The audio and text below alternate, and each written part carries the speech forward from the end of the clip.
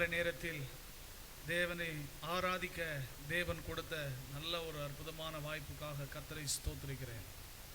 நம்ம ஒரு 10 பேருக்குள்ள ஒரு 3 6 ஒரு 10 பேர் நம்ம இங்கே இருக்கிறோம்.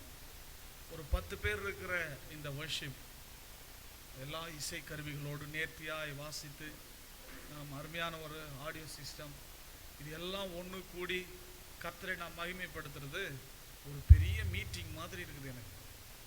ஏன்னு கேட்டிங்கன்னா, எங்கள் சபையில் நான் ஒரு கிராமத்து சபையில் ஒரு எளிய சபையில் இருந்து தான் ரட்சிக்கப்பட்டு ஆண்டவருடைய ஊழியத்துக்கு வந்தேன். இது வரைக்கும் எங்கள் சபையில் எப்போ நாங்கள் கீபோர்டு பேட்லாம் வச்சு சந்தோஷமாக பாடுவோம் அப்படின்னா ஆகஸ்ட் 15ஆம் தேதி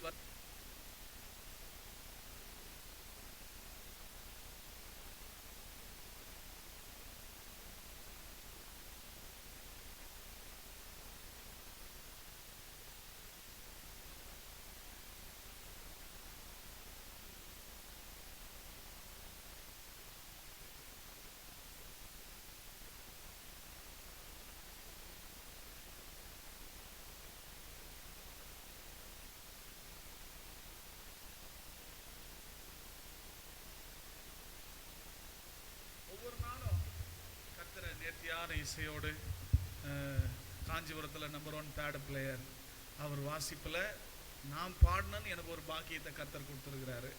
அருமையாய் வாசிக்கிறார். இவர் தமிழ்நாட்டிலே மிக சிறந்த ஒரு தபிலிஸ்ட். இவருடைய வாத்தியத்திலே நான் வாசிக்கணும் அப்படின்னு சொல்லிட்டு கர்த்தர் எனக்கு ஒரு வாய்ப்பை கொடுத்துருக்கிறார். அருமையான ஒரு ஆடியோ சிஸ்டம். இந்த மைக் எங்கள் சபையில் பார்த்தீங்கன்னா ஒரு அவுஜா மைக் இருக்கும். அது 350 ரூபா. அதுதான் ஃபஸ்ட்டு ஸ்டார்டிங் மைக்கு அவுஜாவில். அந்த மைக்கில் 4 டேப் போட்டி ஜனப்பிரி கட்டி அந்த ஒயருக்கு மைக்கும் அவுந்துடாத அளவுக்கு கனெக்ஷன் கொடுத்து கட்டி வச்சுருக்கோம். அது லைட்டாக அப்படி அசைஞ்சு நடக்கிறன்னு சத்தம் கேட்கும். ஆனால் அப்படிலாம் இல்லாமல் அழகான ஒரு ஒயர்லெஸ் மைக்கில் ஒரு நல்ல ஆடியோ சிஸ்டமில் நான் பேசுகிறது தெளிவாக உங்களுக்கும் கேட்குது, எனக்கும் கேட்குது. அவ்வளோ ஒரு அற்புதமான ஒரு செட்டப்பில் கர்த்தர் ஒவ்வொரு நாளும் அவரை மகிமைப்படுத்த வைத்திருக்கிறார். நான் யோசித்து பார்க்குறேன், ஏன் கர்த்தர் நமக்கு இப்படி ஒரு அமைப்பு கொடுத்துருக்கிறாரு அப்படின்னு நான் யோசித்து பார்க்குறேன். தினந்தோறும் கீபோர்டு வாசிக்கிறார் அஸ்வித், தினந்தோறும் அவர் பேடு வாசிக்கிறார், தினந்தோறும் இவர் இது தபலா வாசிக்கிறாரு, தினந்தோறும் அழகான ஆடியோ சிஸ்டம் ஆப்ரேட் பண்ணுறாங்க. இவங்க இந்த கம்ப்யூட்டரில் இப்படி ஏற்றுறது இறக்கிறதுலாம் பார்க்கும்போது எனக்கே நனவான்னு தெரில. அப்போது நமக்காடா நம்ம மினிஸ்ட்ரியில் எப்படிலாம் இருக்குது அப்படின்னு சொல்லிட்டு ஏன் சொல்கிறேன்னா, யோசித்து பார்க்குறேன் ஏன் கர்த்தர் இதெல்லாம் நமக்கு கொடுத்துருக்கிறாரு. ஒரு சிலர் நாளையிலேருந்து ஒரு 3 நாளைக்கு காஞ்சிபுரத்தில் இருக்கிற எல்லா பாஸ்டர்ஸுங்களும் ஆஃப் அன் ஹவர்ன்ற ஒரு ஷெடியூலில் இங்கே 4லேருந்து 3 நாளைக்கு மத்தியானம் வரைக்கும் இங்கேருந்து ஃபாஸ்டிங் ப்ரேயர் பண்ணி லைவ் டெலிகாஸ்ட் பண்ண போகிறாங்க. அவங்க வந்தாங்க அப்படின்னா இதெல்லாம் ஆராய்ச்சி பண்ணுவாங்க. இது எப்படி இது நம்ம சர்ச்சில் நம்ம 20 வருஷமாக ஊழியம் பண்ணுறோம், இன்னும் நம்மது லொட்டா போட்டுனுக்குது, இன்னும் எப்படி இவனு இதெல்லாம் வந்து சிம்பிள் ஒன்றும் இல்லை. கர்த்தரை வாயை கொடுத்தாரு, தினந்தோறும் வாயால் நம்ம கர்த்தரை கிரவுண்ட்லேயும் பாலாத்தங்கரையிலையும் பாடி கர்த்தரை துதிச்சோம். ஆண்டவர் அப்புறமா சகோதரர் தினேஷின் தலைமையில் ஒரு அற்புதமான ஆடியோவை அங்கே அந்த மேல் வீட்டில் கொடுத்தாரு. அதை பாடியே கீழ்ச்சோம் கெடுத்தோம். ஆம்பே ஏரியை நாங்கள் பாடினோம். ஒரு நாளைக்கு ஒரு முறை ஐசி போவோம் அதில். ஆனாலும் கர்த்தர் பார்த்தார், இவனுக்கு விடமாட்டானுங்க. ஒரு நாளைக்கு ஒரு முறை ஐசி போனாலும் அவன் தலை சொரியும் போதே எனக்கு தெரியுமாடா அப்படி கேட்டு ஐசி போயிடுச்சு ஆனுவான். உயிர் போன மாதிரி ஆஃப் ஆகிடும். அது பெரிய சங்கடமாக இருக்கும். அப்போ இருந்தது. ஆனாலும் கர்த்தர் அதை கொண்டு நம்ம மகிமைப்படுத்தணும். அதை சும்மா தூங்க வைக்கல. ஆண்டவர் நம்ம கிட்ட எந்த இது கொடுத்தாலும் அதை நல்லா நம்ம வேலை வாங்கணும். அது இல்லாமல் ஒவ்வொரு நாளும் நம்ம துதிச்சோம். அந்த ஒவ்வொரு நாளும் கூடி துதிக்கிறத நம்ம அருவருப்பாவோ சுமையாவோ இல்லை அலட்சியமாவோ நம்ம நினைக்கலாம், நாடா அது டெய்லியுமா அப்படின்னு. ஒரு 5 பேரோ 10 பேரோ கூடி ஒவ்வொரு நாளும் கர்த்தரை துதிக்கிறோம். இதெல்லாம் கர்த்தர் பார்க்குறாரு. நான் ரொம்ப சந்தோஷப்படுறேன். கீத வாத்தியங்களோடு கர்த்தரை ஆராதிக்கிறோம். ஒவ்வொரு நாளும் நேர்த்தியான ஒலிபெருக்கியோடு கர்த்தரை ஆராதிக்கிறோம். எத்தனையோ பேருக்கு வாரத்துக்கு ஒரு முறை தான் ஆராதனை, அதுவும் பேண்ட் அடிச்சுக்கின்னு டைமிங் போட்டுக்கின்னு இருப்பாங்க. அதை நம்ம குறை சொல்லலை, நம்மளும் அப்படிலாம் செய்கிறோம். அந்த நிலைமையிலேருந்து தான் வந்திருக்கிறோம். ஆனால் யோசித்து பார்க்குறேன், கர்த்தர் நமக்கு நேர்த்தியான வேலை சிறப்பான வேலை கொடுத்துருக்கு. கர்த்தர் கொடுக்காம நம்ம இதெல்லாம் வாங்கவே முடியாது. என்னால் யோசித்து கூட பார்க்க முடியாது, என்னால் சிந்திச்சு கூட பார்க்க முடியாது. ஏன்னா கர்த்தர் தான் இது எல்லாத்தையும் நமக்கு கொடுத்தார். உங்கள் வாழ்க்கையில் கூட இன்னைக்கு சொல்கிறேன், இங்கே வந்து கர்த்தரை ஆராதிக்கிறத வாழ்க்கையில் பெரிய பாக்கியமாக நினைங்க. ஒவ்வொரு நாளும் நேர்த்தியான இசையோடு கர்த்தரை நாம் ஆராதிக்கிறோம். என்ன கேட்டிங்கன்னா, காஞ்சிபுரத்தில் ஆண்டவரை ஒவ்வொரு நாளும் ஆராதிக்கிற ஒரு இடம் நம்ம இடம் மட்டும்தான் அப்படின்றது என் நாலேஜுக்கு. அதில் எனக்கு ஒரு சந்தோஷம், பெருமை இல்லை, சந்தோஷம். ஒவ்வொரு நாளும் கர்த்தரை ஆராதிக்கிறோம். இன்றைக்கும் தேவனுடைய வார்த்தையை தியானிக்கலாம். எல்லாரும் என்னோடு சேர்ந்து ரோமர் 12ஆம் அதிகாரத்துக்கு நேராய் திருப்பிங்க. 1ஆம் வசனமும் 2ஆம் வசனமும் நாம் படிக்க கேட்கலாம். அப்படி இருக்க சகோதரரே, நீங்கள் உங்கள் சரீரங்களை பரிசுத்தமும் அப்படி இருக்க சகோதரரே, நீங்கள் உங்கள் சரீரங்களை பரிசுத்தமும் தேவனுக்கு பிரியமுமான ஜீவ பலியாக ஒப்பு கொடுக்க வேண்டும் என்று தேவனுடைய இரக்கங்களை முன்னிட்டு உங்களை வேண்டிக் கொள்கிறேன். இதுவே நீங்கள் செய்யத்தக்க புத்தியுள்ள ஆராதனை. நீங்கள் இந்த பிரபஞ்சத்திற்கு ஒத்த வேஷம் தெரியாமல் தேவனுடைய நன்மையும் பிரியமும் பரிபூர்ணமான சித்தம் இன்னதென்று பகுத்தறியத்தக்கதாக உங்கள் மனம் புதிதாகிறதுனாலே மறுரூபமாகுங்கள். ஹல்லேலூயா. ரோமாபுரி மக்களுக்கு, ரோமாபுரியில் இருந்த சபைக்கு அப்போஸ்தலனாகிய பவுல் கடிதத்தை எழுதுகிறார். அதுதான் ரோமருக்கு எழுதின நிருபம். ரோமருக்கு எழுதின நிருபத்தை நீ ஏன் இந்தியருக்கு வந்து சொல்றேன்னு நீங்க கேட்கலாம். என்ன கேட்டீங்கன்னா, ரோமருக்கு எழுதினது இந்த உலகத்துக்கே எழுதினதுக்கு சமம். இந்த வேதம் யூதர்கள், பெரும்பாலான யூதர்களால் எழுதப்பட்டுச்சு. ஆனா எந்த மனிதன் எழுதினாலும், ஏறக்குறைய 44 பேர் இந்த வேதத்தை எழுத பயன்படுத்தப்பட்டிருக்கிறார்கள். எந்த மனிதர்கள், ஒரு பாஸ்டர் என்கிட்ட ஒரே வாதம், 240 பேர் எழுதினாங்கன்றாரு. இதுல புக்கு அவ்வளவு இல்லையா? புக்கு 66 தான் இருக்குது. இன்னைக்கு 240 இன்னைக்கு எப்படின்னா, எனக்கு 4 வருஷம் டீச்சிங் பைபிள் காலேஜ்லன்றாரு. அவன் என்ன சொல்றது? சரியா, 240 தான் இருக்கட்டும். 44 பேர், சரியாக 44 பேர் இந்த வேதத்தை எழுதினாங்க. பல கலாச்சார பின்னணியோடு சமுதாயத்தில் இருந்த மக்களுக்கு எழுதினாங்க. எப்படி ஆயானோ அந்த 44 பேரும் பேனாக்கள் தான். 44 பேரும் பேனா தான். ஒரு பேனாவை எடுத்து எழுதுன்னு வச்சுங்களேன், அந்த பேனா அதுவா கற்பனை பண்ணி எதையாவது எழுதிக்குமா? அதுக்குன்னு எழுதுறதுக்கு ஒரே ஒரு வார்த்தை உண்டா? இல்லை ஒரே ஒரு எழுத்து உண்டா? அதுக்குன்னு எழுதுறதுக்குன்னு ஒரே ஒரு எழுத்தின் உறுப்பு உண்டா? உறுப்புனா நான் கீக்கு மேலே கிழிப்போம், சூக்கு சுடிப்போம். அப்போ ஒரே ஒரு உறுப்பாகிலும் உண்டா? கிடையாது. அதை எழுதுகிறவன் எதை நினைக்கிறானோ அவனுடைய உள்ளத்தின் வெளிப்பாடாக தான் அந்த பேனாவினுடைய எழுத்துக்கள் இருக்கும். அப்படித்தானே? எழுதுகிறவனுடைய எழுத்தானே எழுதுகிறவனுடைய உள்ளத்தின் வெளிப்பாடு. எழுத்தாணிக்கென்று ஒரு தனிப்பட்ட விருப்பம், எழுத்து பணிலாம் கிடையாது. அப்போ 44 பேரும் வெறும் எழுத்தாணிகள், கர்த்தருடைய கரத்தில் கை கருவிகள். ஆனால் தேவன் அவர்களை கொண்டு தன்னுடைய உள்ளத்தை வெளிப்படுத்தினார். ஆமென். அப்ப இந்த வேதம் அந்த அவங்களுக்கு கொடுக்கப்பட்டுச்சு. ஒருத்தன் கேட்குறான், இயேசு கிறிஸ்து யூதன், அவர் இஸ்ரேலில் பிறந்தாரு, நான் இந்தியன், இந்தியாவில் பிறந்திருக்கிறேன், எனக்கு ஏன்டா எடுத்துன்னு வந்து இயேசுவை சொல்ற அப்படின்னு கேட்குறான். அப்போ இயேசு கிறிஸ்து ஒரு யூத குலத்தில் பிறந்தார், இஸ்ரேலில் பிறந்தார் என்கிறதினால் அவரை யூதர்களுக்கென்றும் இஸ்ரேலுக்கென்றும் என்ற ஒரு கூட்டுக்குள்ள அடைக்க முடியாது. கவனிக்கிறீங்களா? மகாத்மா காந்தி குஜராத்தில் போர்பந்தரில் பிறந்தாராம். நான் சொல்றது கரெக்ட் தானே? குஜராத்தில் போர்பந்தரில் பிறந்தாராம். அவர் ஏன்டா எனக்கும் தேச தந்தைன்னு சொல்ற?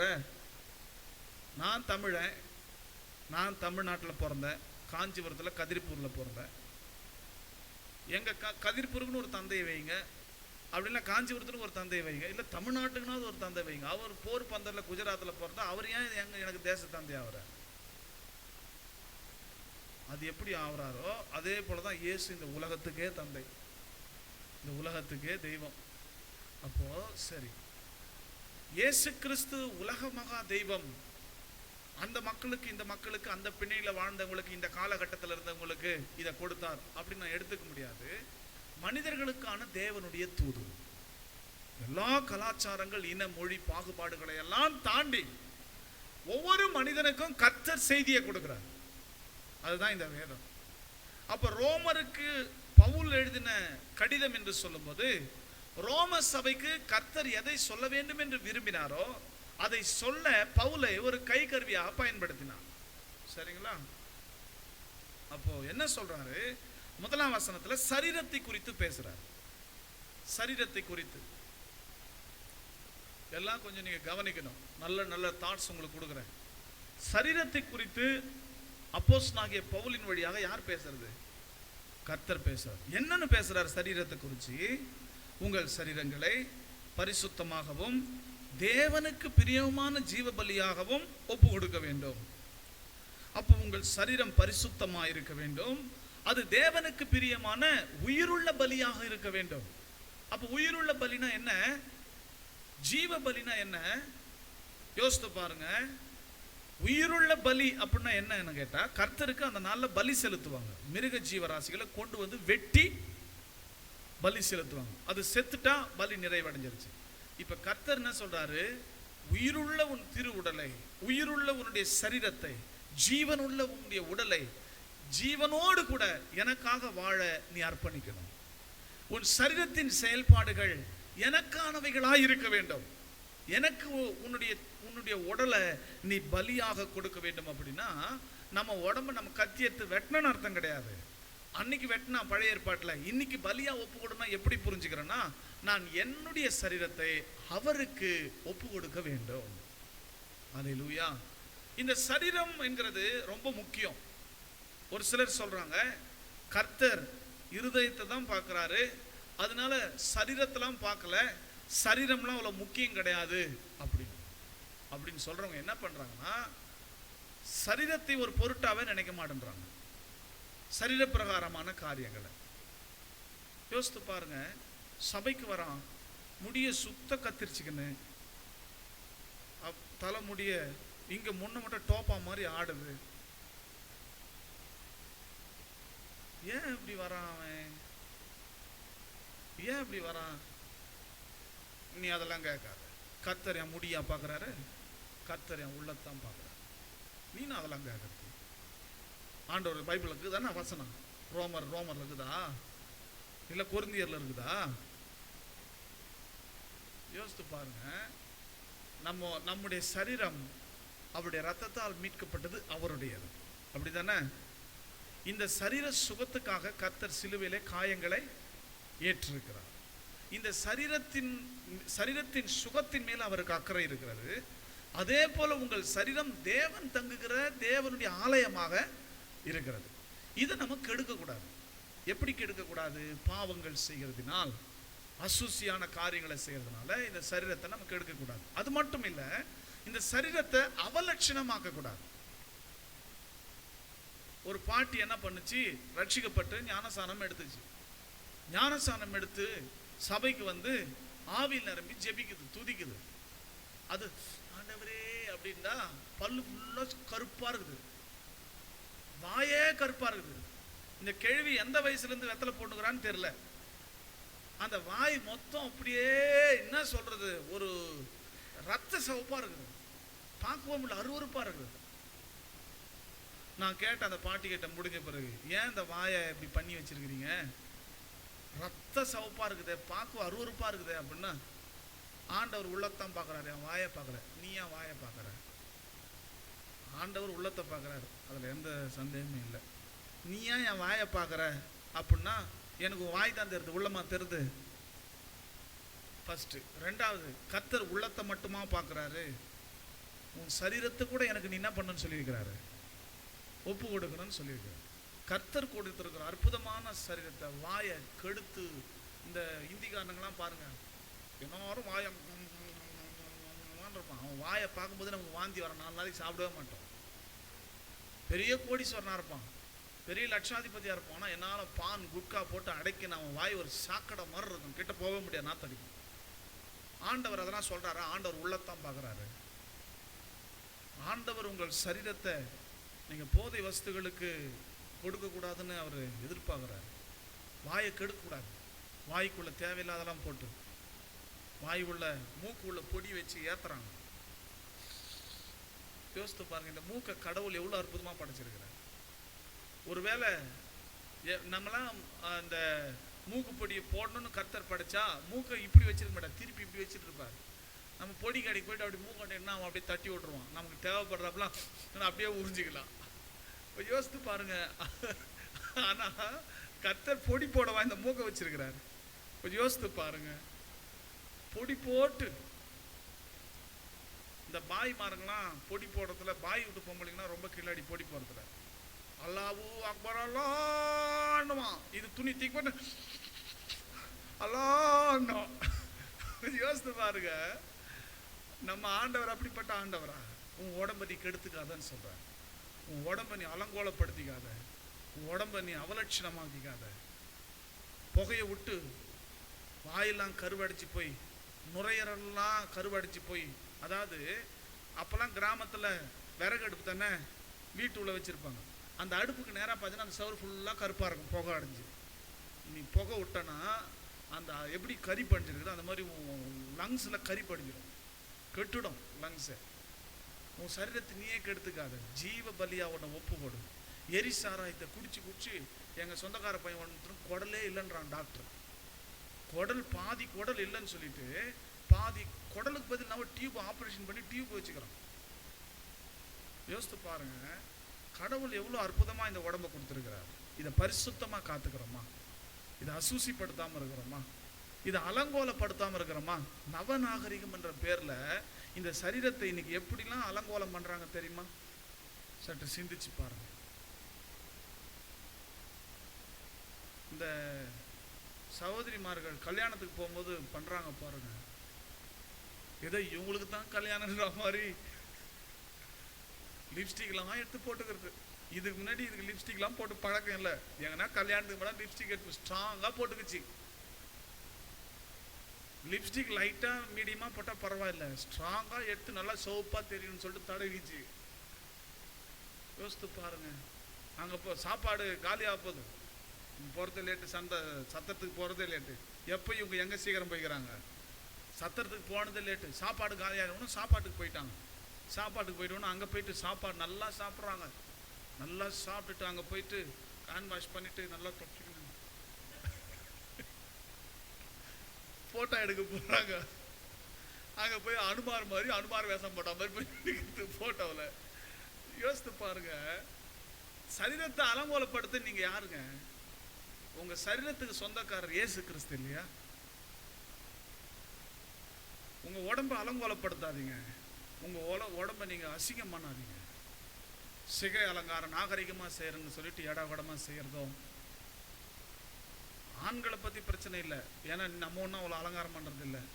இந்த பொதுவான ஜபத்தில் தான் பேசணும்னு இருக்கிறேன். உன் சரீரத்தை கர்த்தருக்கு நீ ஜீவ பலியாக ஒப்பு கொடுக்கணும். ஜீவ பலியாக ஒப்பு கொடுக்கணும்னா என்ன? பலினாவே 100% அர்ப்பணிக்கணும். அவருக்கு பிரியமில்லாத நீ செய்யக்கூடாது. இந்த சரீரத்தில் பாவம் ஆளுகை செய்யக்கூடாது. இதுலேயே 8ஆம் அதிகாரத்தில் ரொம்ப அழகாக சொல்கிறாரு. 10ஆம் வசனம் 8:10 படிங்க. மேலும் உங்களில் இருந்தால் சரீரமானது பாவத்தின் நிமித்தம் மரித்ததாயும் ஆவியானது நீதியின் நிமித்தம் ஜீவன் உள்ளதாயும் இருக்கும். சரி. அன்றியும் இயேசுவை மரித்தோரிலிருந்து எழுப்பினவருடைய ஆவி உங்களில் வாசமாயிருந்தால் கிறிஸ்துவை மரித்தோரிலிருந்து எழுப்பினவர் உங்களில் வாசமாயிருக்கிற தம்முடைய ஆவியினாலே சாவுக்கு ஏதுவான உங்கள் சரீரங்களை உயிர்ப்பிப்பார். சரி. ஆகையால் சகோதரரே, மாம்சத்தின்படி பிழைப்பதற்கு நாம் மாம்சத்திற்கு கடனாளிகள் அல்ல. சரி. மாம்சத்தின்படி பிழைத்தால் சாவீர்கள், ஆவியினாலே சரீரத்தின் செய்கைகளை அழித்தால் பிழைப்பீர்கள். மேலும் எவர்கள் தேவனுடைய ஆவியினாலே நடத்தப்படுகிறார்களோ அவர்கள் தேவனுடைய புத்திரராய் இருக்கிறார்கள். அந்தபடி திரும்பவும் பயப்படுகிறதுக்கு நீங்கள் அடிமைதனத்தின் ஆவியை பெறாமல் அப்பா பிதாவே என்று கூப்பிட பண்ணுகிற புத்திர சுகாரத்தின் ஆவியை பெற்றீர்கள். நன்றி நன்றி. ஒரு ரெஃபரன்ஸ் நான் உங்களுக்கு சொல்ல விரும்புகிறேன்.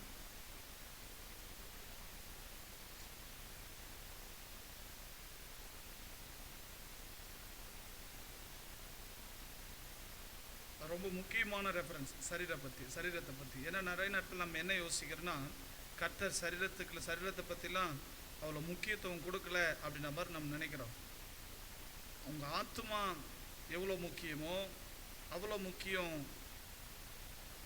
கர்த்தருக்கு உங்களுடைய சரீரம்.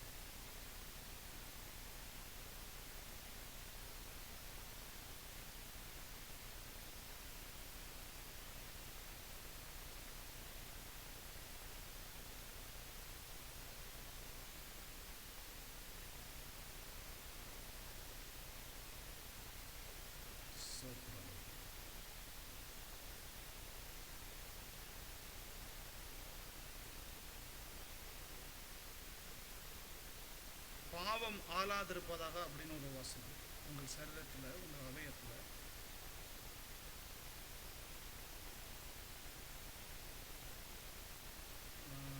நாளைக்கு நான் அந்த ரெஃபரன்ஸ் உங்களுக்கு கொடுக்குறேன்.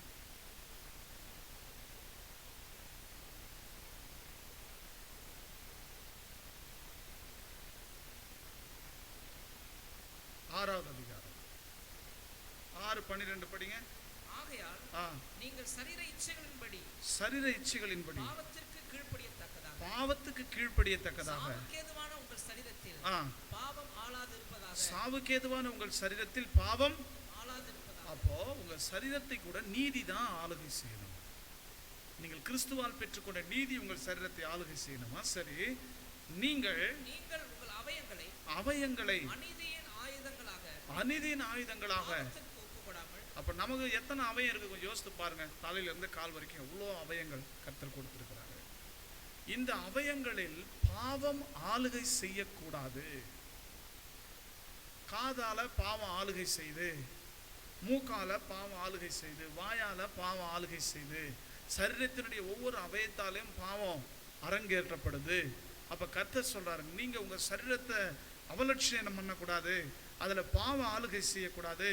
மட்டுமல்ல, நீங்க தொடர்ந்து படிப்பீங்கன்னா நீதியின் ஆயுதங்களாக உங்கள் சரீரத்தை என்ன பண்ணுங்க? ஒப்பு கொடுங்க. 13ஆம் வாக்கியத்தின் கடைசி பகுதி சொல்லுது, உங்கள் அவயங்களை நீதிக்குரிய ஆயுதங்களாக தேவனுக்கு ஒப்பு கொடுங்கள். இன்னைக்கு ஒரு முடிவுக்கு வாங்க, என்னுடைய உடல் கர்த்தருக்கு மிக முக்கியம். அப்போ இந்த உடலால நான் தேவனுக்கு விரோதமான பாவங்களை செய்யக்கூடாது.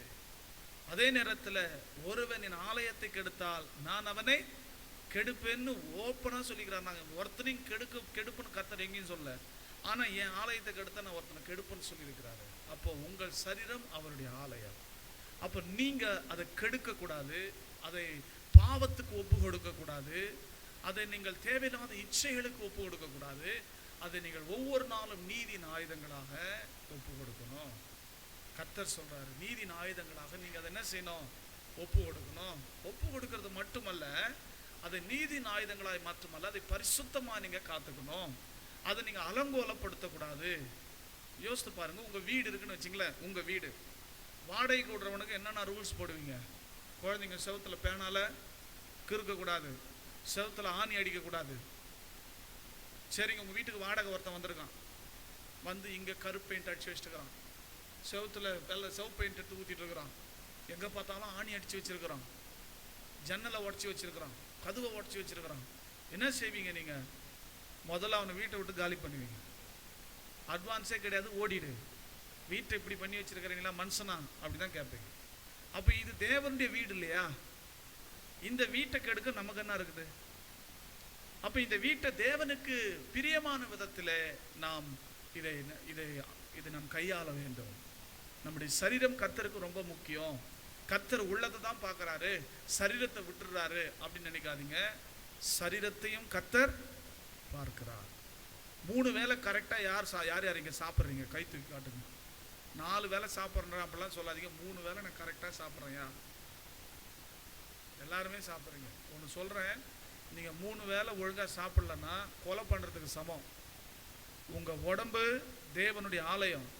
இதுக்கு சாப்பாடு போடாம இதை நீங்க கெடுத்துக்கினீங்க அப்படின்னா கர்த்தருக்கு நீங்க அதுக்கும் பதில் சொல்லி ஆகணும். இந்த நாங்கள் ஸ்கூல் படிக்கும் போது பார்த்தோன்னா பசங்கள்லாம், நாங்கள் கிராமத்தில் எங்கள் வீட்டில் பெரிய டப்பா, குழந்தை நல்லா சாப்பிட்டோம் அப்படின்னு சொல்லிட்டு எங்கள் அம்மா என்ன பண்ணுவாங்க, அதில் 7 இட்லி போட்டு சாம்பார் சட்னிலாம் ஒன்றா ஊற்றி அனுப்புவாங்க. நான் 7 இட்லி சாப்பிடுவேன். அப்போ இப்போ சாப்பிட முடியல. 7 இட்லி சாப்பிடுவேன். அப்போது எங்கள் அம்மா நல்லா டப்பா நிறைய போட்டு கொடுத்தாங்க. எங்கள் கிளாஸில் எனக்கு எதிர் பெஞ்சில் ஒரு பொண்ணு நான் பார்த்து ஜாமெண்ட்ரி பாக்ஸில் ஒரு இட்லி வச்சு கொண்டு கொஞ்சம் சர்க்கரையை மடிச்சு பையில் போட்டுங்க, ஜாமெண்ட்ரி பாக்ஸில் ஒரு இட்லி வச்சு வருது. எதுக்கு இது இந்த பொருள் இப்படி பண்ணுது அப்படின்னு கேட்டால், அது அது அது வந்துட்டு அதில் ஒரு கௌரவம். நான் 1/2 இட்லி தான் சாப்பிடுவேன், நான் 1 இட்லி தான் சாப்பிடுவேன், நான் வந்துட்டு அதுக்கு மேலே எனக்கு தொண்டை கீழே இறங்காது, அது கீழே எனக்கு குடல் உள்ளே போகாது, அதுக்கு மேலே எனக்கு வந்துட்டு பிடிக்காது, நான் எங்கள் வீட்லேயே அப்படி தான், எங்கள் அம்மா அடிப்பாங்க, எங்கள் அப்பா திட்டுவார், அப்போ கூட நான் பாதி இட்லி தான் சாப்பிடுவேன். நீலாம் எதுக்கு ஒரு பொண்ணாக இருக்கிற? ஃபஸ்ட்டு இவ்வளோ பெரிய உடம்புக்கு பாதி இட்லியும் 1 இட்லியும் போதுமா? நான் ஒன்று சொல்கிறேன், ஒருவன் என் ஆலயத்துக்கு எடுத்தால் நான் அவனை கெடுப்புன்னு கர்த்தர் சொல்லிக்கிறார். சாப்பிடாம இருந்து உடம்பை பலவீனமாக்கின்னு நீங்கள் வந்துட்டு சரியானபடி சாப்பிடாம சாப்பிடுன்னு சொன்னால் சாப்பிடுன்னு சொல்கிறவங்கள ஒருன்னு முறைச்சிட்டு அதில் ஒரு கோச்சிங்கன்னு போய் படுப்பீங்க அப்படின்னா, உண்மையாக சொல்கிறேன், கர்த்தருக்கு நீங்கள் கணக்கு சொல்லி ஆகணும். சாராயம் குடிக்கிறது எப்படி தப்போ அது போல் சாப்பிடாமல் இருக்கிறதும் தப்பு. கொலை பண்ணுறது எப்படி தப்போ அது போல் சரியான ஆகாரம் எடுக்காமல் இருக்கிறது தப்பு. நீங்கள் அதை எப்படி எடுத்துக்கிறீங்க தெரியல. உங்கள் சரீரம் உங்களுடையது இல்லை, உங்கள் சரீரம் உங்களுடையது இல்லை. அதற்காக இயேசு கிறிஸ்து ஃபுல் பேமெண்ட் பண்ணிட்டாரு. அப்படி இருக்கும்போது நீங்கள் இந்த சரீரத்தை பத்திரமா பாதுகாக்க வேண்டியது உங்களுடைய பொறுப்பு. இந்த வீட்டை உங்களுக்கு கொடுத்துருக்கிறார் நீங்கள் வாழும்படிக்கு. சரியானபடி சாப்பிட்றது இல்லை, அது மட்டுமா இந்த உடம்பும் சரியாக பராமரிக்கிறது இல்லை. ஐயாமாருங்க 2 பேர் நம்ம மத்தியில் இருக்காங்க. அவங்களுக்கு ஐயாவுக்கு வயசாயிருச்சு, இவர் இன்னும் வாலிபராக தான் இருக்கிறார். ஆனால் 2 பிள்ளைங்க நல்ல வளர்த்தியான பிள்ளைங்க அவருக்கு இருக்கிறாங்க. அவங்களுக்கு சிங்கிள் பேக் போட்டால் பரவாயில்ல. ஒரு பையன் இங்கே இருக்கிறான் ரயில்வே ரோட்டில், அஸ்வினுக்கு தெரியும். அவன் பார்த்தீங்கன்னா இவங்க 2 பேரில் இவங்க 2 பேர் கூட இன்னொரு ஆளை சேர்த்தா மாதிரி இருக்கிறான். வயசுனாவும் 25 தான். நான் சொல்கிறேன், பாஸ்டர் எனக்கு பொண்ணு பாருங்க பாஸ்டர். அவர் நான் பொய் சொல்ல, அவர் இருக்கிறாருங்க, எனக்கு பொண்ணு பாருங்க பாஸ்டர். நீ மதன் கூட பார்த்துருக்கான் அவனை, எனக்கு பொண்ணு பாருங்க பாஸ்டர். நான் சரி பார்க்குறேன், எப்படி வேணும் பொண்ணு சொல்ல. நான் சொன்னேன், நான் தான் குண்டாகிறேன் பாஸ்டர், ஆனால் எனக்கு வரப்போகிற பொண்ணு ஒல்லியாகவும் இருக்கக்கூடாது, குண்டாகவும் இருக்கக்கூடாது. சரி, அப்புறம் இந்த பொண்ணு வந்துட்டு ஒரு 4-5 டிகிரி படிச்சிருக்கணும் பாஸ்டர். நான் ஒரு 7 எடுத்தால் சொல்லாண்ட. நீ எவ்வளோ படிச்சிருக்கிற? நான் டிப்ளமா தான் பாஸ்டர். உனக்கு 4-5 டிகிரி தேவைப்படுது. சரி, அப்புறம் நான் தான் கருப்பாகிறேன் பாஸ்டர், பொண்ணு வெள்ளையாக இருக்கணும். சரி, அப்புறம் என் பொண்ணு முடி நீட்டாக இருக்கணும் பாஸ்டர். சரி, அப்புறம் அவன் போகிறதுக்கு முன்னாடி அவன் வயிறு ஒரு 2 அடிக்கு முன்னாடி போகுதுங்க. கொஞ்சம் யோசித்து பாருங்க, அவன் போகிறதுக்கு முன்னாடி அவன் வயிறு 2 அடி முன்னாடி போகுது. எந்த ஒரு மிருகத்துக்காவது நீங்கள் அப்படி பார்த்துக்கிறீங்களா? யோசித்து பாருங்க. அவன் நான் மனுஷன் நினச்சின, உனக்குலாம் வாழ்க்கையிலே கல்யாணம் நடக்காதுப்பா, நீ வந்துட்டு எதுனா அரே ராம அரே கிருஷ்ணன் போயிடு, இல்லைன்னா அல்லேலியா ஆமேன்னு போயிடு. நீ வைக்கிற நிபந்தனைக்கெல்லாம் இப்போ அந்த பொண்ணும் கேட்கல, எனக்கு வர வீட்டுக்காரு ஒல்லியாக இருக்கணும், எனக்கு வர வீட்டுக்காரு வெள்ளையாக இருக்கணும். பாருங்க, இன்னைக்கு எல்லா பொண்ணுமே ஹீரோ மாதிரி வீட்டுக்காரர் வேணும்னு நினைக்கிறாங்க. எல்லா வீட்டுக்கார பையனுங்களை என்ன நினைக்கிறாங்க, ஹீரோயினி மாதிரி எனக்கு மனைவி அமையன்னு நினைக்கிறாங்க. அப்போ வில்லி யாருக்கு போகிறது? அப்போ காமெடி கேரக்டர் யாருக்கு போகிறது? கொஞ்சம் யோசித்து பாருங்க. ஜாடிக்கேற்ற மூடிய கர்த்தர் வச்சிருக்கிறாரு, மிஞ்சி ஆசைப்படுறாங்க எல்லாருமே. என்ன சொல்லலாம்? சொல்கிறதுக்கு எதுவும் இல்லை. ஆனால் ஒன்று, உங்கள் சரீரத்தை நீங்கள் சரியாக பேணி பாதுகாக்கணும். உங்கள் சரீரத்தை நீங்கள் என்ன செய்யணும்? சரியாக பேணி பாதுகாக்கணும். சரியான உடற்பயிற்சியை உடம்புக்கு கொடுக்கணும். வாக்கிங் போகிறதுக்கே நமக்கு கஷ்டமாக இருக்குது. நான் 4 நாள் வாக்கிங் போனால் 10 நாள் தூங்குறேன். அப்போ ஆண்டவர் என்கிட்ட சொல்கிறார், உன் உடம்புக்கு நான் வந்துட்டு சொந்தக்காரன், உங்கள்கிட்ட கொடுத்துருக்குறேன், நீ எனக்கு அதுக்கும் பதில் சொல்லி ஆகணும். அப்போ 5 மணிக்கு எழுந்து வாக்கிங் போகிறேன். ஏன் சொல்கிறேன்னா, இந்த உடம்பை வந்துட்டு நீங்கள் பேணி பாதுகாக்க வேண்டியது உங்களுடைய பொறுப்பு. இன்றைக்கி பாருங்கள், வயசானவங்கெல்லாம் வாலிப மாதிரி இருக்காங்க, வாலிபெல்லாம் வயசான மாதிரி இருக்காங்க, நடந்து போகிறோம் பாருங்கள். அப்போ எவ்வளோ ஒரு அசிங்கம். அப்போ என்ன செய்யணும்? உடம்பை வருத்தணும், வேர்வை சிந்தணும், என்ன பண்ணணும் அதை பண்ணி உடம்பை குறைக்கணும், உடம்பை ஆரோக்கியமாக வச்சுக்கணும், உடம்பை நீங்கள் வந்துட்டு வியாதி இல்லாமல் வச்சுக்கணும், உடம்புக்கு தேவையான சத்தான ஆகாரத்தை நீங்கள் என்ன செய்யணும்? கொடுக்கணும். ஒருத்தர் சொன்னார், எங்கே சத்தான ஆகாரம் சாப்பிட்றதுங்க, இந்த பேய் இந்த சாத்தான் எங்கே சாப்பாடு செய்யுது, காலையில் செஞ்சது 2 நாளைக்கு வச்சுக்குது ஃப்ரிட்ஜில் வச்சு. ஆனால் இந்த ஃப்ரிட்ஜை கண்டுபிடிச்சவன் எவனும் அவன் நல்லாவே இருக்க மாட்டான். ஏன்னு கேட்டிங்கன்னா நானும் அனுபவிச்சேங்க. 3 நாளாக எங்கள் அம்மா மாவை ஃப்ரிட்ஜில் வச்சு எடுத்து இட்லி சுட்டு கொடுக்குறாங்க. அப்போல்லாம் அப்படி கிடையாது. இப்போ எல்லாத்தையும் எதுன்னு போய் மீந்ததெல்லாம் ஃப்ரிட்ஜில் வச்சுறாங்க. அப்போ மீந்ததெல்லாம் போய் குப்பையில் கொட்டிடுவாங்க. மீந்ததெல்லாம் ஃப்ரிட்ஜில் வச்சு மறுபடியும் அதை ரீசைக்கிள் பண்ணி நம்ம கொடுக்குறாங்க. ரீசைக்கிள் பண்ணி என்ன பண்ணுறாங்க, இட்லி மீந்தா கூட எதை போய் வச்சுறாங்க ஃப்ரிட்ஜில். ரீசைக்கிள் எப்படி பண்ணுறாங்க, காலையில் வெந்த இட்லியை மறுபடியும் சும்மா இட்லி தட்டில் வச்சு பாயில் பண்ணி நம்மளை ஏமாற்றி கொடுக்குறாங்க சுட சுட இட்லின்னு. அப்போ நம்ம தேவையில்லாதெல்லாம் சாப்பிட்றோம், தேவையானதை சாப்பிட மாட்டேன்றோம். சரியான ரெஸ்ட்டு உடம்பு கொடுக்கலனா கூட பாவம். உங்கள் சரீரத்துக்கு கர்த்தருக்கு நீங்கள் கணக்கு கொடுக்கும். சரியான ரெஸ்ட்டு உங்கள் உடம்புக்கு நீங்கள் கொடுக்குறீங்களா? ஒரு சிலவெல்லாம் பார்த்தீங்கன்னா 24 மணி நேரத்தில் 20 மணி நேரம் வேலை செய்வோம், 4 மணி நேரம் தான் தூங்குவோம், 20 மணி நேரம் வேலை செய்வோம். அதில் ஒரு பெருமை, எனக்கு நேரமே இல்லைங்க, நான் வந்துட்டு இரவும் பகலும் வேலை செய்கிறேன். எதுக்கு செய்கிறேன்? சீக்கிரம் செத்துடுவேன். எதுக்கு அப்படி செய்கிறேன்? கர்த்தர் இரவுன்றதை எதுக்கு படைச்சாரு சொல்லுங்களேன்? இரவுன்றதை கர்த்தர் எதுக்கு படைச்சாரு? தூங்கணும் தான் படைச்சார். நீங்கள் என்ன பார்த்து பாருங்க, தூங்கணும் தான் படைச்சார் இரவை. ஆனால் நைட் ஷிஃப்ட் போகிறோம். என்ன கேட்டிங்கன்னா, ஒருவேளை செல்லாதான் நைட் ஷிஃப்ட் போகிறாங்க. ஒருவேளை நீங்கள் நைட் ஷிஃப்ட் போவீங்கன்னா டே ஷிஃப்டாகவே வேலையை பார்த்துக்குங்க. நைட்டில் நீங்கள் உங்கள் உடம்பை வருத்தாதீங்க. கர்த்தர் உங்களுக்கு கொடுத்த உடம்புக்கு வேண்டிய ரெஸ்ட்டை நீங்கள் என்ன பண்ணணும்? கொடுக்கணும். உடம்புக்கு ரெஸ்ட் இல்லைன்னா சோர்ந்து போயிடும் உடம்பு. அப்போ சரீரத்துக்கு தேவையான உடம்பை கொடுங்க. இரவு 1 மணி வரைக்கும் 2 மணி வரைக்கும் ஃபோன் எடுத்து நோண்டிட்டு இருக்கிறது தூங்காமல் 1 மணி வரைக்கும். யோசித்து பாருங்க. அப்போ என்ன ஆகுது? இப்படி படுத்துக்கின்னு இப்படி வச்சுட்டு இப்படியே வச்சுருக்கா என்ன ஆகுது? பலவீனமாகதா? இது என்ன ஆகுது? பலவீனமாகதா? இப்படியே வச்சிருந்தா அப்படியே நின்று போகுது. ஒரு வீடியோ ஒருத்தவங்க அனுப்பிச்சாங்க. அவன் ஐசியூல போட்டுக்கிறாங்க. 90% அவன் டெட் கண்டிஷன்ல இருக்கிறான். ஐசியூ கண்ணை மூடிக்கினே இப்படி பார்த்தீங்களா இல்லையா தெரியல, யூடியூப்ல இப்போ கூட இப்படி பண்ணி என்ன சார் பண்றான் அவன் அப்படின்னு கேட்டா, அவன் போன நோண்டிதான் இப்படி ஆயிட்டுக்கிறாயா? அவன் அப்படி ஆயிட்டான். யோசித்து பாருங்க. இரவு 10 ஒரு 9 மணி 10 மணி 11 அதோட க்ளோஸ் பண்ணிடணும், அதோட தூங்க ஆரம்பிக்கணும். உங்கள் உடம்புக்கு நீங்கள் ரெஸ்ட் கொடுக்கணுங்க. நான் ஜோக்காக பேசுகிறேன்னு நினைக்காதீங்க. ஆனால் கர்த்தர் நம்மகிட்ட எதெல்லாம் கொடுத்தாரோ அதுக்கெல்லாம் நம்ம அவர் கணக்கு சொல்லணும்ல. அப்போ உங்களுக்கு ஒரு அருமையான உடம்பை கொடுத்துருக்குறாருல, இது தூங்க விடாமல் கெடுத்து, சரியாக சாப்பாடு போடாமல் கெடுத்து. நீங்கள் ஒரு சிலர் பார்த்தீங்கன்னா ஃபாஸ்டிங் பைத்தியம். கர்த்தர் நான் எந்நேரம் உங்களை ஃபாஸ்டிங் இருக்கு சொன்னார். ஒரு பாஸ்டர் சொன்னார், வருஷத்தில் நான் பாதி ஃபாஸ்டிங் தாயா. நான் சொன்னேன், இயேசுவே அப்படி இல்லையா? இயேசுவே 33 வருஷத்துல ஒரே ஒரு முறை தான் 40 நாள் ஃபாஸ்டிங் இருந்தார். இயேசுவே அப்படி இல்லை. நீ இன்னத்துக்கு 100 நாள் இருக்கிற, இன்னும் இயேசு சொல்லாத ஏன் செய்கிற? அப்போ நம்ம அதை யோசிக்கணும். கர்த்தர் உங்களுக்கு கொடுத்த சரீரத்தை நீட்டாக வச்சுக்கோங்க. ஒரு சிலர்லாம் பார்த்தீங்கன்னா 10 நாள் கூட குளிக்க மாட்டேன்றான். அப்படி இவரா அவன் பக்கத்தில் வந்தவன் நாத்தம், ஆண்டவரே குளிக்கிறதே இல்லை.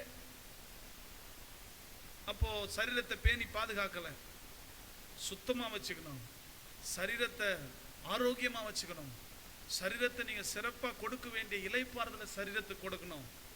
சத்தான ஆகாரங்களை நீங்க சாப்பிடணும். சரீரத்தால பாவம் செய்யக்கூடாது. சரீர அவயங்களை தேவநாமத்து மகிமைக்காக ஒப்பு கொடுக்கணும். ஆமென், அல்லேலூயா. உங்கள் சரீரங்களை ஜீவ பலியாக ஒப்பு கொடுங்க. 3 வேளை கரெக்டாக சாப்பிடுவீங்களா? 3 வேளை கரெக்டாக சாப்பிடுங்க, நேரத்தோடு சாப்பிடுங்க. டெய்லியும் குளிங்க. 2 நாளைக்கு ஒரு முறை 2 நாளைக்கு ஒரு முறையாவது குளிங்க. அது மட்டுமா? நல்லா தூங்குங்க. நல்லா தூங்கினா தூங்கினே இருந்தா அது நோய். ஒரு சிலர்லாம் பார்த்தீங்கன்னா எப்போ பார்த்தாலும் தூங்குவா. இங்கேருந்து ஒருத்தரை கூட்டின்னு வந்தாங்க நம்ம ஊர்ல இருந்து தான். என்ன பிரச்சனை அவருன்னு கேட்டா, ஆட்டோ ஓட்டினே தூங்கிடுறாரோ. இது என்னையா புது நோயா இருக்குது அப்படின்னு கேட்டா, இல்லையா ஆட்டோ ஓட்டிக்கினே தூங்கிக்கினே திரும்ப எதனா கடவுளை விட்டுறாரு. ஏன்னா வழியில் போகிறவங்க மேலே விட்டுறாரு. இதெல்லாம் நோய். சராசரியான தூக்கம், சராசரியான சாப்பாடு, சராசரியான ஓய்வு, இது மட்டும் இல்லாமல் சரீரத்தை பாவத்தால் கரைப்படுத்தாமல், சரீரத்தை தேவையில்லாத காரியங்களால், ஊர் கதை பேசுறதுனால வாய் கரைப்படும். வெத்தலை பாக்கு போடுறதுனால மட்டும் கிடையாது, ஊர் கதை பேசுறதுனால வாய் கரைப்படும். தேவையில்லாத கேட்கறதுனால காது கரைப்படும். தேவையில்லாத நுகர்றதுனால மூக்கு கரைப்படும். அப்போது நமக்கு எதுக்கு இதெல்லாம்? லஞ்சம் வாங்கினா கை கரைப்படும், மனசு மட்டும் இல்லை கை கரைப்படும். அநியாய பணம் சம்பாரிச்சா வாழ்க்கையே கரைப்படும். இன்னைக்கு நம்ம கர்த்தர்ட்ட நம்மளை ஒப்பு கொடுக்குறோம். ஆண்டவரே, என் சரீரத்தை நான் ஒருவேளை இது வரைக்கும் இதை சரியாக நான் பேணி பாதுகாக்கலைன்னா இதுக்கு மேலே நான் இதை பேணி பாதுகாக்கிறேன். இது நீங்கள் கொடுத்தது. யோசித்து பாருங்க. அதாவது சுவர் இல்லாமல் சித்திரம் வரைய முடியாதுன்னு சொல்லுவாங்க. உங்களுடைய சரீரம் இல்லாமல் கர்த்தருக்காக நீங்கள் எழும்பி பிரகாசிக்க முடியாது. உங்கள் சரீரம் சுகமாக இல்லாமல் நீங்கள் கர்த்தருக்காக மோசஸ் ராஜசேகர்னு ஒரு ஊழியர் இருந்தார், கேள்விப்பட்டீங்களா? மிக சிறந்த பிரபலமான கிறிஸ்தவ பாடகர். என்ன கேட்டிங்கன்னா, அவரை போல பாடுறதுக்கு கிறிஸ்தவத்தில் இப்போ ஆளே கிடையாது. அந்த மாதிரி ஒரு பாடகர், அந்த மாதிரி ஒரு பிரசங்கியார், மிக அற்புதமான பிரசங்கியார். இன்னைக்கு அவர் இருந்தார் அப்படின்னா உலக அளவில் பெரிய போதகராக அவர் மாறி இருப்பார். ஆனால் 42வது வயசில் அவர் காலமாயிட்டார். காரணம் என்ன தெரியுங்களா? அவர் ஊழியன்னு தான் ஓடினாரே வழி அவர் உடம்பை அவர் சரியாக பராமரிச்சுக்கல. அப்போது நம்ம ஊழியத்தையும் செய்யணும், உடம்பையும் பராமரிக்கணும். கர்த்தர் நம்ம கூட பேசுகிறார். இதை ஏற்றுக்கொள்வோம். நாம் அனைவரும் நின்ற வண்ணமாக ஜெபம் செய்வோம். ஹல்லேலூயா, ஸ்தோத்திரம். நன்றி இயேசுவே, நன்றி இயேசுவே, நன்றி இயேசுவே, நன்றி தகப்பனே, நன்றி அப்பா. இந்த அற்புதமான மாலை நேரத்துக்காக ஸ்தோத்திரம். கர்த்தாவே, எங்கள் சரீரங்களின் மேல் நீர் கரிசனை உள்ளவராயிருக்கிறீர். நாங்கள் பொறுப்பற்றவர்களாயிராமல், இந்த சரீரத்துக்கு ஓய்வு கொடுக்காமல், இந்த சரீரத்துக்கு சரியான ஆகாரம் கொடுக்காமல், இந்த சரீரத்துக்கு வேண்டிய உடற்பயிற்சிகள் செய்யாமல், இந்த சரீரத்துக்கு தேவையான சுகத்துக்கு ஏதுவானவைகள் நாங்கள் செய்யாமல், இந்த சரீரத்தை கர்த்தாவை கெடுத்து, இந்த சரீரத்தை அலங்கோலப்படுத்தி, இந்த சரீரத்தை கர்த்தாவை நாங்கள் அசூசிப்படுத்தியிருப்போம் என்றால் எங்களை மன்னியும். இனிமேல் வருகிற காலங்களில் எங்கள் சரீரத்தாலும் நாங்கள் உம்மை மகிமைப்படுத்துவோம். ஒவ்வொருவரையும் உணர்வடைய செய்யுங்க. சரீரத்தை கர்த்தர் கொடுத்திருக்கிறார் என்று யோசிக்க வைங்க. இந்த உடலை, இதை குறித்த காரியங்களை உமக்கு நாங்கள் கணக்கொப்புவிக்க வேண்டும் என்கிறதிலே ஒவ்வொருடைய கவனமும் பதியட்டும். இயேசுவின் நாமத்தில் பிதாவே. நாத்துமாவே கர்த்தரை நாத்துமாவே கர்த்தரை ஸ்தோத்திரி. கர்த்தர் செய்த சகல உபகாரங்களை மறவாதே. ஆமென். நம்மிடத்தில் ஒரு ஜெப குறிப்பு இருக்கிறது. அருமையான தம்பி பிசியா அவங்களுடைய அப்பாவுக்கு தலையில் பிரச்சனை, அதுக்காக ஆப்ரேஷன் பண்ணணும் டாக்டர் சொல்லியிருக்கிறாங்க. அந்த ஆப்ரேஷன் இன்னைக்கு இல்லை நாளைக்கு நடக்கலாம். கர்த்தர் அந்த ஆப்ரேஷனை வெற்றிகரமாக முடிய செய்யும்படிக்கு எல்லாரும் கர்த்தரை ஸ்தோத்திரம் பண்ணுவோம். ஸ்தோத்திரம் கர்த்தாவே, ஸ்தோத்திரிப்போம், ஸ்தோத்திரிப்போம். அப்படியே செய்வதற்காக மக ஸ்தோத்திரம் கர்த்தாவே. மட்டுமல்ல, நாளைக்கு காலையிலிருந்து 3 நாட்கள் காஞ்சிபுரத்தில் இருக்கிற எல்லா பாஸ்டர்ஸுங்களும் அரை மணி நேரம் என்ற சங்கிலி தொடரில் நம்முடைய ஜெபமயத்திலிருந்து காஞ்சிபுரத்துக்கான ஜெபங்களை ஏறெடுக்கவிருக்கிறார்கள். அந்த 3 நாள் ஜெபமும் தடையில்லாமல் நடக்கணும். அதற்காக நாம் கர்த்தரை ஸ்தோத்திரிப்போம். ஸ்தோத்திரம் கர்த்தாவே, நீர் அதை ஆசீர்வாதத்திற்காக ஸ்தோத்திரம். மட்டுமல்ல, அருமையான மகள் ஜெனட், அந்த மகளை அசுத்தாவின் பிடியிலிருந்து கர்த்தர் பூர்ணமாய் விடுவிக்க கர்த்தரை ஸ்தோத்திரம் பண்ணுவோம். அந்த கர்த்தராகிய இயேசு கிறிஸ்துவின் கிருபையும், பிதாவாகிய தேவனுடைய அன்பும், பரிசுத்த ஆவியானவருடைய ஐக்கியமும் இன்றும் என்றும் சதா காலங்களிலும் கிறிஸ்துவின் வருகை மட்டும் நம் அனைவரோடும் கூட